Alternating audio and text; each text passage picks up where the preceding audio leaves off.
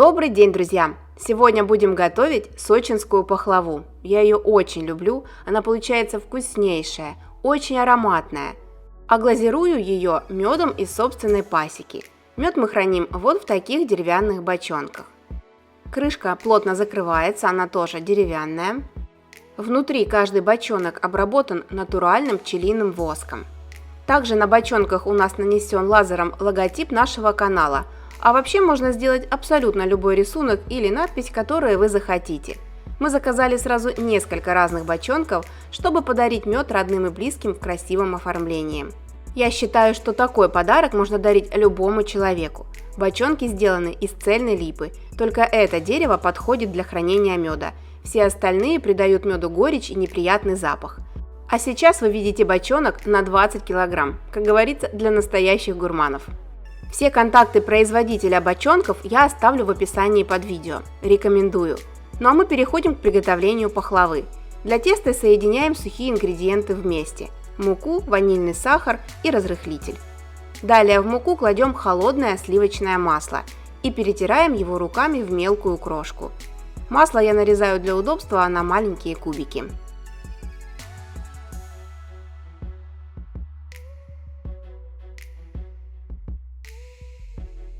Делаем в серединке небольшое углубление и отправляем туда 2 желтка, 120 грамм сметаны, у меня жирностью 20%, в принципе можно взять и 15%, и замешиваем тесто. Долго не стоит мешать, чтобы тесто после выпечки осталось мягкое и рассыпчатое, а не жесткое. В итоге тесто получается слегка липковатое и очень-очень мягкое. Муки больше не добавляем. Перекладываем его в пакет или заворачиваем в пищевую пленку и отправляем в холодильник для охлаждения приблизительно на час.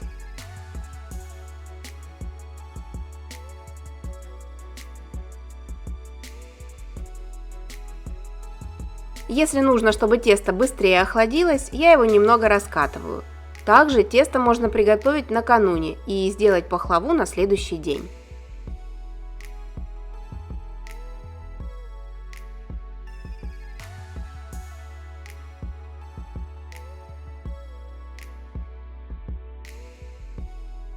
Пока тесто охлаждается, приготовим начинку. Нам нужны, конечно же, грецкие орехи. Здесь у меня 300 грамм. Измельчаем их удобным для вас способом. Я делаю это при помощи молотка и зип-пакета. Измельчаем приблизительно до вот такого состояния. Теперь переходим к белкам. У меня здесь 3 белка, 2 остались от приготовления теста и 1 от желтка, который мы будем использовать для смазывания теста. Итак, в белки добавляем щепотку соли и взбиваем их до появления белой пены. Затем начинаем понемногу добавлять 200 грамм сахара, каждый раз хорошо соединяя его с белками. Это мы делаем французскую меренгу. Особенность сочинской пахлавы именно в добавлении взбитых белков. Взбиваем их до плотной глянцевой массы, до устойчивых пиков. И если миску перевернуть, то белки никуда из нее не денутся. Форму для запекания застилаем бумагой для выпечки. Размер моей формы 23 на 33 см. Тем временем прошло около часа, тесто хорошо охладилось, теперь с ним будет намного легче работать.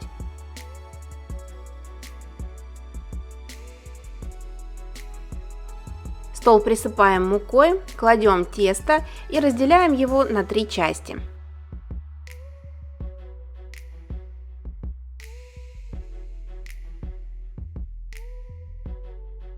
Каждый кусочек теста округляем и раскатываем в пласт по размеру формы.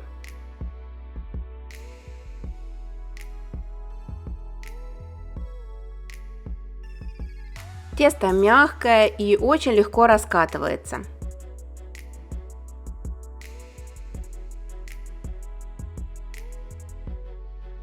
Старайтесь муки больше не подсыпать, чтобы тесто было не забито мукой и осталось такое же мягкое.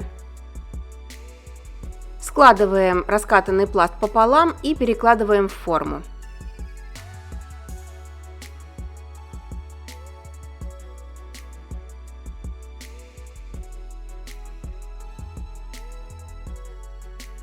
Лучше раскатать тесто немного меньше по размеру и потом маленькой скалкой, как у меня, растянуть тесто до нужного размера.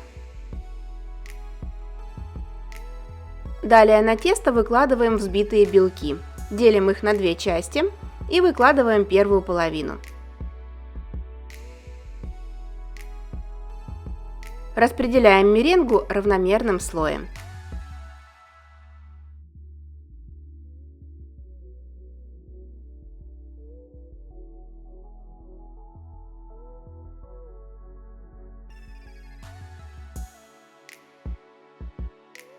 Теперь на взбитые белки высыпаем половину измельченных грецких орехов.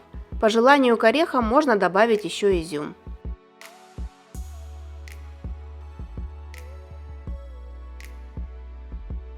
Затем раскатываем второй пласт теста.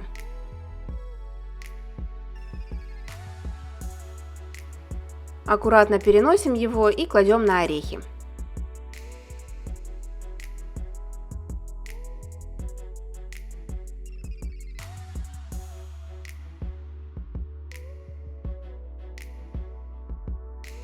Равномерно распределяем оставшиеся белки и посыпаем оставшимися орехами.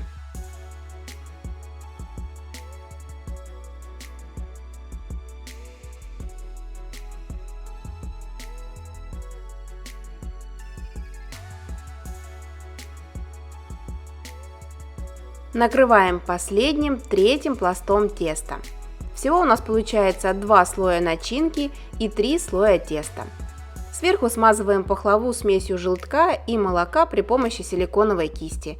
На один желток я беру 1 столовую ложку молока. Далее нам нужно надрезать верхний слой пахлавы. Я делаю это при помощи пиццерезки. Мне кажется, так удобнее и быстрее. При разрезании учитываем размер ваших орехов. Пахлаву можно нарезать на квадраты или ромбики. Мне нравится больше ромбиками.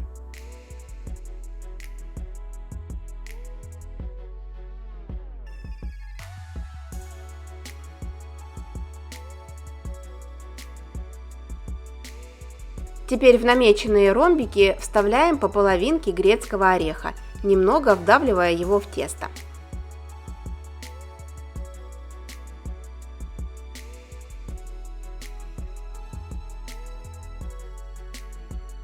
Все, ставим выпекаться в предварительно разогретую до 180 градусов духовку на 35-40 минут.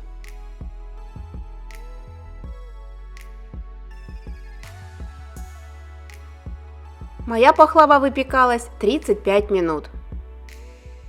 Посмотрите, какого она получилась красивого золотистого цвета. Достаем ее из духовки и пока она еще горячая, разрезаем ее до конца.